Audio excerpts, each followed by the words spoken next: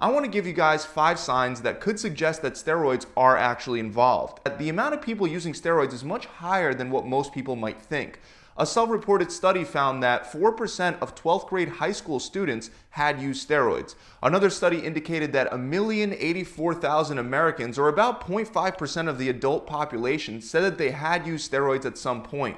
And a study from 1989 indicated that for competitive bodybuilders, 54% of men and 10% of women use steroids on a regular basis. Now, since these were self-reported studies that relied on people telling the truth, the steroids has only become easier over the years, those numbers have most likely gone up. So by far, one of the best indicators of steroid use, other than a blood test of course, is checking someone's fat-free mass index. You should know that in a study involving 157 male athletes, 83 of which were steroid users and 74 were natural, researchers found that the highest fat-free mass index that natural athletes were able to achieve was about 25.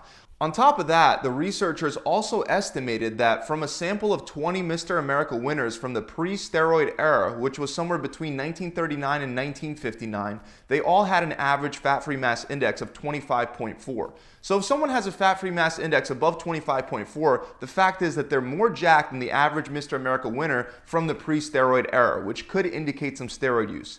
However, there are some important things to keep in mind. One is that we now know a lot more about the right way to train and eat due to advancements in science. There's a good chance that they're using steroids. It doesn't mean that if you're below 25, you're 100% not using steroids, and his body fat percentage is at 6%, which gives him a fat-free mass index of 25.5. So since his fat-free mass index is greater than 25, his body may not be achievable for most people naturally, but it could be possible for those who are dedicated and blessed with good genetics. This put his fat-free mass index at 28.55. That's a state that's not attainable naturally unless you somehow have godlike genetics, which gives him a fat-free mass index of about 33. Let's move on to another sign that you've most likely heard of, gynecomastia.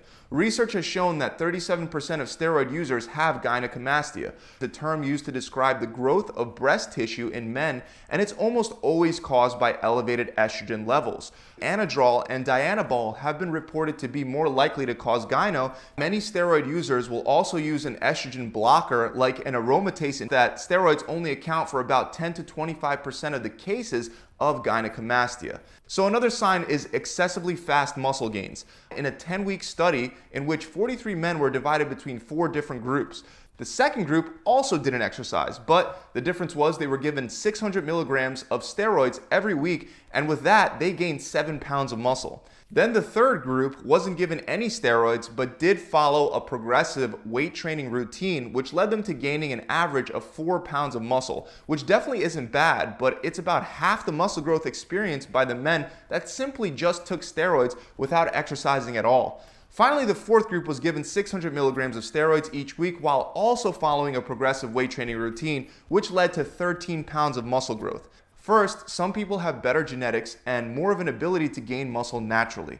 Second, beginner lifters can gain muscle very fast, even without steroid use. It's estimated that people can gain about 20 to 25 pounds of lean muscle during their very first year of training, as long as they're training and eating properly. If a disproportionate amount of that muscle is built specifically around the shoulders, traps, and neck, but not as much on the legs. This can of course also be a sign of skipping leg day. However, it is a fact that steroid use has more of a muscle building effect on the shoulders and the traps than it has on the legs. That's because the muscles in the upper body contain higher amounts of androgen receptors. So if you notice rapid muscle growth mostly in the upper body, that could be a further indicator of steroid use. Another common sign and side effect of using steroids that you've probably heard of before is acne. It usually pops up on the shoulders, chest, or back, or a combination of all three. The reason why steroids can promote acne is because high testosterone levels enhance the activity of small oil-producing glands found in the skin.